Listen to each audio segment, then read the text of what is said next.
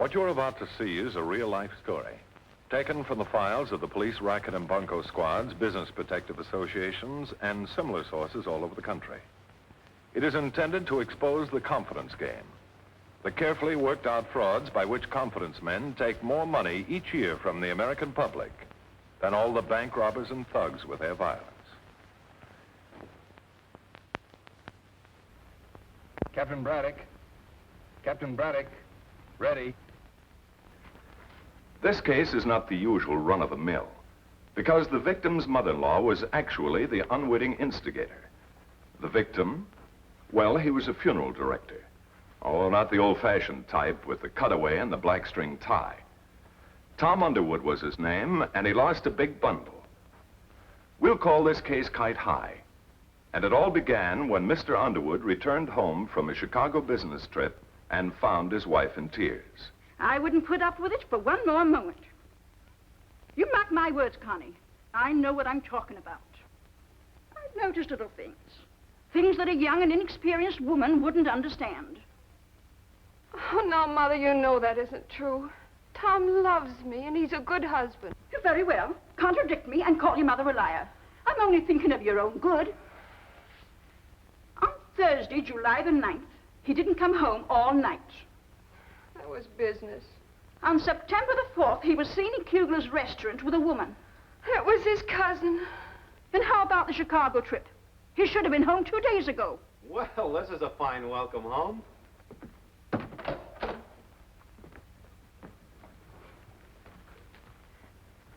Honey, what are you crying about? You stay away from my daughter. What?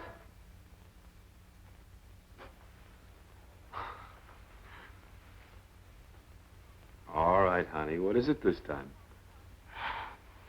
I called the Park Hotel, and you weren't registered there. Oh, that. Well, at the last minute, I changed my mind and went to the Carlton. You must have liked it. You stayed 2 days longer than you expected. The extra 2 days I spent shooting ducks up at George Green's place in Wisconsin. A very likely story. What business is it of yours? There. Shouting about it proves you've something to be ashamed of. Tom, haven't you got anything to say? Yes, I have. For 2 years now, I've put up with your mother. Now I'm through. I haven't done anything wrong. I never have, as far as you're concerned. But she's taken keen delight in conjuring up trouble. Oh, but Tom... Now, wait a minute, Connie. Every argument we've ever had's been caused by her. Look, honey, I know we're in love, but what chance has it got if I've got to report to a parole officer every night? That's insulting. It's the truth. Constance, are you going to let Oh, please, Mother. Tom, let's stop all this. I'll forgive you. There's nothing to forgive. But there is one thing to get straight. Either she gets out of here or I do. Well, I never. Why, Tom, you know Mother can't leave. Her sacroiliac's twisted.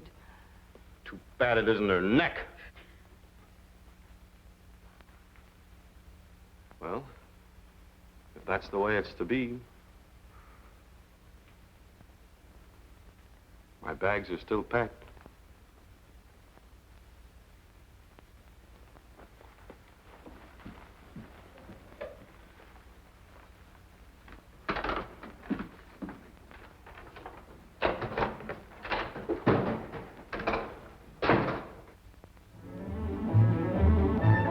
It took quite a long trip out to a western town where a lot of people go to forget their troubles and get into trouble. There's always been gold around here.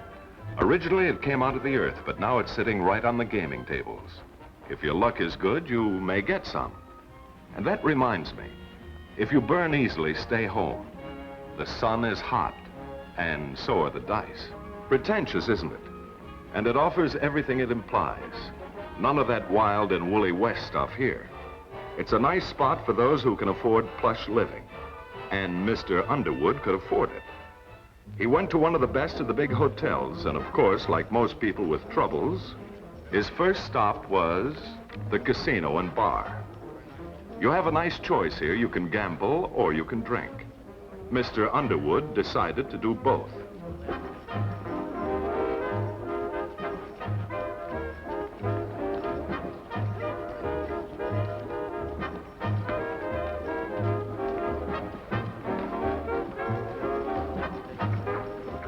Good evening, sir. Hello. I'd like to cash a check. I'm registered here at the hotel. Of course. Do you have any credentials, Mr. Underwood. Thomas Underwood. I think you'll find everything you need here. Oh, yes, Mr. Underwood. Fidelity Bank, Denver, eh? And what would you like to place your credit at? I don't know. Guess I got 40 or 50,000. Oh, I didn't mean what was your bank balance, Mr. Underwood. I meant how much cash would you need daily? You see, it's our policy to have you set your own limit for your own protection. Oh. Well, shall we make it 1,000? Certainly. Thank you.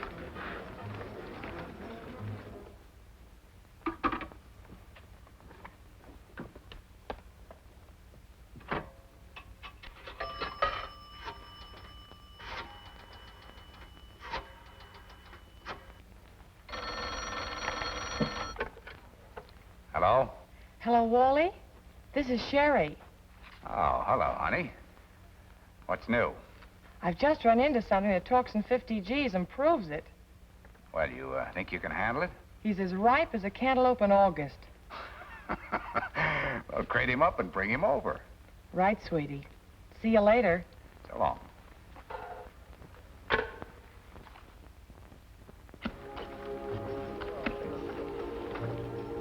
Hit me. Hit me again. Good.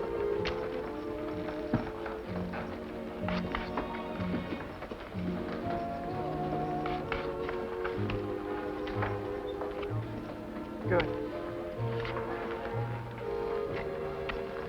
I'll pay 20. Beats me. Pay me. Look at him.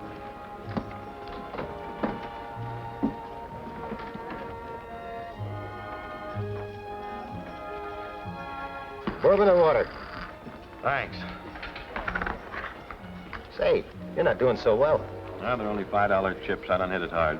Yeah, that's my theory. I lose 29 on the slot machines. Figure I break even. Even? Sure, I make 20 a day so I can afford it. If I bet 40, I'd be losing. Oh. Well, this isn't my night. No, mine neither. All night this place has been dead. Don't use that word. Oh, sorry, sir. It's just that the shift is so slow, my feet are killing me. I don't like that word either. Hey, I think you're getting stiff. That does it. Excuse me for laughing, but you seem to have an aversion to death. I have. Except during business hours. Oh, I'm sorry. Give me a Manhattan, will you, please? I guess I better explain. You see, I'm a funeral director. Really? Well, you don't look like one. Thanks. Times have changed. We don't hang crepe on our hats or look like professional pallbearers anymore. I've never met a funeral director before. In fact, I was hoping I would for some time to come. Oh, I didn't introduce myself. My name's Tom Underwood. And I'm Sherry Pine. It's nice knowing you. You're on a vacation? A temporary one that'll be final in a few weeks. I'm getting a divorce. Oh. Don't you believe in such things? I don't know. I may have to. Unhappy? Call it confused. I think it fits better. And I got a swell wife. But I got a mother-in-law who'll drive me to an early grave. Oh, excuse me. You're forgiven. But what's the answer to your problem? Las Vegas? I hope not. Right now, I just want to forget about it. Maybe do a little gambling. Care to help me get rid of these? Love to.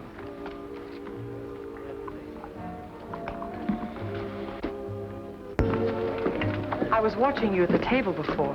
You seem to be a pretty consistent loser. What about you?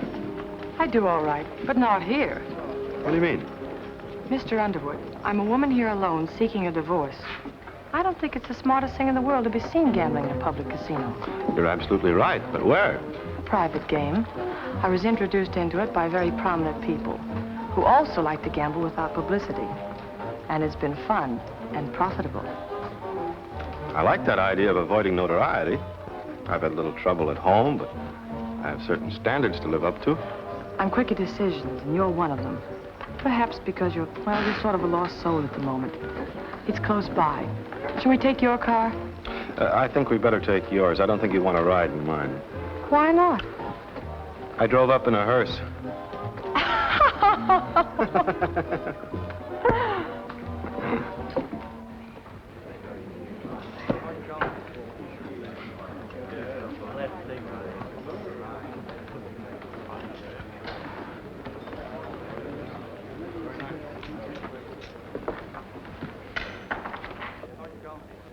Say, this is all right. I like it.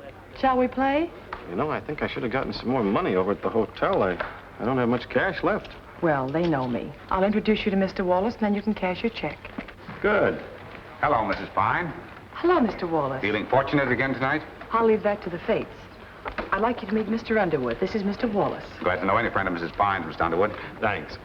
Mrs. Pine tells me she's had quite a bit of luck here. Do you mind if I try to share it? Not at all. Oh, Wally, by the way, Mr. Underwood mentioned as we came in he'd like to cash a check. A check? How much would you like? Well, could we make it 1,000? Mr. Underwood, it's against our policy to cash checks. This is a private game, not the casino. Make an exception this time, Wally. I'll stand good for it. It's all right with me. You make out your check over here, Mr. Underwood. Thanks.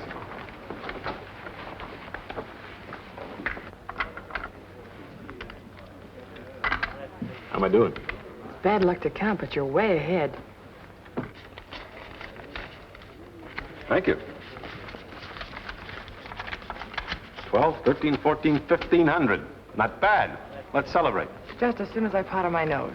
Okay.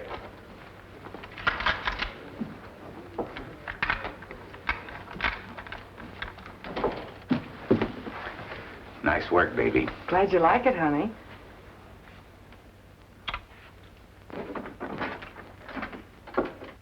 Amazing, isn't it? Underwood actually did win, and in a spot where he looked like a sure mark. Well, they were very clever, as you'll see in just a moment when we follow up the case of Kite High. Now, let's follow up the case of Kite High.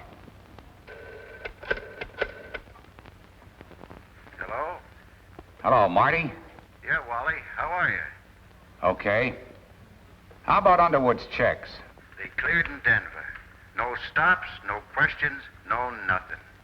Good. I'll be seeing you. Cool and sparkling, isn't it? You can dunk your entire gorgeous body in this spring water, or you can just dip your hot little toes in it and forget the dizzy spin of the roulette wheel. Good morning. Morning, Sharon. I called you early this morning. I thought maybe we could have breakfast together. Oh, I'm sorry. They have good horses here, and I like to ride the desert in the early morning. Oh, please finish your breakfast. Thank you. Like most women, I'm on a diet, so I enjoy watching other people eat. That's masochism. Speaking of riding, we certainly took that 21 game for a nice little ride. 3 nights in a row. Wait till I tell the boys back home. And I'm a couple thousand ahead. How nice. Hey, see, I got a system. Each morning, I mail all my cash back to the bank for deposit. Then each night, I write another check. That's a system? Well, sure, don't you understand? That way, they can't win back more than the amount of the check. And I only write 1 check a night. It's all very confusing, but it's all right. Hi, how are you? Well, well, Mrs. Pine and Mr. Underwood, the 2 luckiest players in our little family. I'm surprised you'd even speak to us. Well, the bitterness of the evening is all washed away by the sunshine of the morning. How nicely put, Mr. Wallace. I'm for a swim. See you gentlemen later. Bye. Bye. Sit down, would you? Thank you. Attractive, isn't she? Very. Known her long? Oh, a few weeks. That's long enough to recognize a lady. That's why we like to have her in our little game. I don't want to appear inquisitive, Mr. Wallace, but how do you get a private game like yours started? Oh, it's not very difficult. I happen to know people with a great deal of money. Now, for instance, a Texas oil man introduced Mrs. Pine. She introduced you. Just nice people who prefer the intimacy of my home to that of the casino. Looks like I'm traveling in high society. I just happened to think of something. Isn't a game like yours a little risky? I mean, isn't there a chance of it being raided? Well, gambling's legal in the state of Nevada, Mr. Underwood. Of course, we don't have a license. Oh. Well, I'll see you tonight, Mr. Wallace. I got to write a letter. Now, you go right ahead, Mr. Underwood, but if you're writing home, I'm sure it can't be for money. That's right. I'll see you later. Oh, Mr. Underwood, I'm sorry to bother you, but it's about your hearse. Is what? His funeral hearse. You have it parked right in front of the casino entrance. That's right.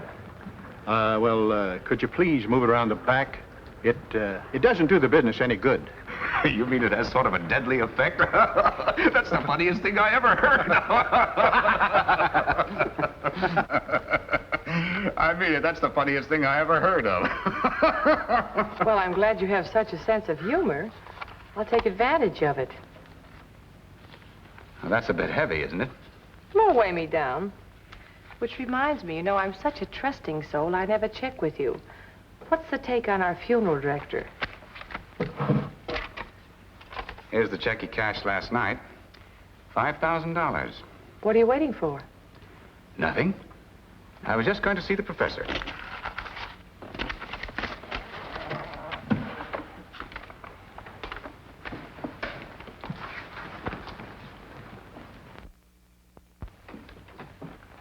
Come on, Professor. You've got work to do. Always work. I could get more rest by being honest. Maybe, but not as much money. Another Underwood check. For 5,000 this time, huh? Mm-hmm. Well, how much do I race it to? 25,000. 25,000, the man says. That means our sucker is in for 40 grand altogether. When you use a kite, you fly it high, don't you, darling? Why not? I never did like funeral directors. Now, when the professor finishes, I'll get that pretty little check cleared, airmail, special delivery. Here you are, Mr. Underwood. Bourbon and water. Thanks. You got a stamp? No, but I'll mail it for you. I love to play post office. It's to my wife. I'd like it to go airmail special delivery. Will do. What's the matter, Mr. Underwood? You got troubles? Andy, I'm lonely. I had a fight with my family and I left. I did the same thing with my wife. I stayed away 2 years. Then I went back and rang the doorbell. Guy answered, beat my brains out. I think I'll go home. Mr. Underwood said he thought he'd go home, but he didn't. Who? Oh, Mr. Underwood. Yeah, just a minute. He's here. Long distance for you, Mr. Underwood. Me? Yeah. Hello? Connie. Oh, it's good to hear your voice. Oh, Tom, it's even better to hear yours. You want me to come back? Of course I want you to come back. Silly. Shouldn't have let you go in the first place. You're making a mistake. But, Tom, there's something else that's even more important right now. The bank phoned this morning. Your account's overdrawn. There must be some mistake. Why, I had $50,000. I'll bet he's trying to lie out of it. Tom, they're not crazy. He's probably mixed up with some woman. Mother, will you please shut up? Tom. I'm leaving. Tom, I don't know what your explanation is, but the bank thinks there's something wrong with those checks. They haven't cleared the last one. They suspect that it's... Well, I think they called it kited. They've called the police. Kited. That means raising the amounts. I'll talk to you later, Connie. Right now, I've got to see a man. So long, honey. Well, baby? Are you all packed? Practically. Say, what's the destination? Kansas City. I've a hunch we've drained Mr. Underwood of everything but his embalming fluid, and I don't want to be here when he finds out. What a laugh. He'll be the only mourner at his own funeral.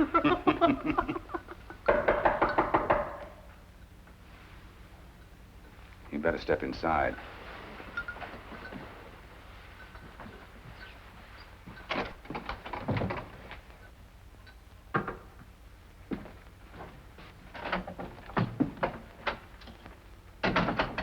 Well, hello, Mr. Underwood. Aren't you a little early? I should have been here days ago, when you first started kiting my checks. Kiting? I don't know what you're talking about. I want my money back. Every penny of it. And suppose you don't get it? Then I'll call the police.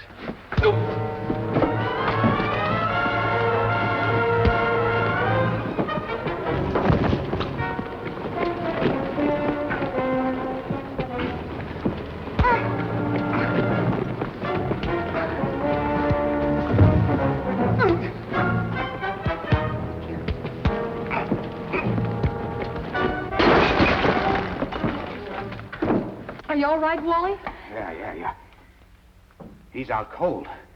You swung that vase pretty hard, kid. You mean he's... I don't know. We're in a spot, kid. Not if we get rid of him. Yeah, but how? Wait a minute. That funeral hearse of his. What about it? We'll load him in it and drive it out to the desert. Nobody will stop a hearse. If he isn't dead now, that desert heat will do the trick. What an end for a funeral director. Yeah. I'll go get the funeral hearse. Sorry, Mr. Wallace. You may not be ready for a hearse, but you are for a police car. We've been watching you for some time.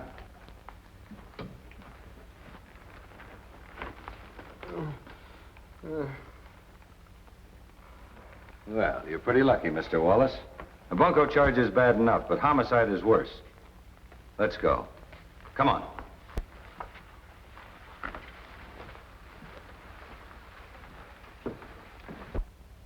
Well, that's it. Wallace and Mrs. Pine were working an old racket. Underwood thought that he was winning every night in that 21 game, but each check that he cashed was expertly raised, or kited as we call it, to far more than his supposed winnings. Now, they all went to prison, but there are lots of other bunco artists to take their place.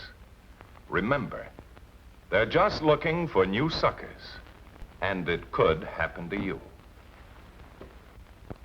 Well, I hope I've been able to give you some idea of how the con man operates in actual cases. The fact is, you'll find con men almost any place. From the scrubbiest parts of town all the way up to the playgrounds of the social set. And in each case, they manage to fit right into the background they're working against.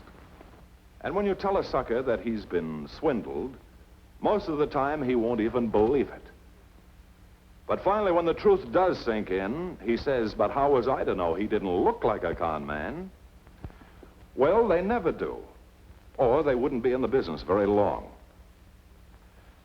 Now, can you tell a con man when you see one? Is there any way? No, because he looks just like anybody else.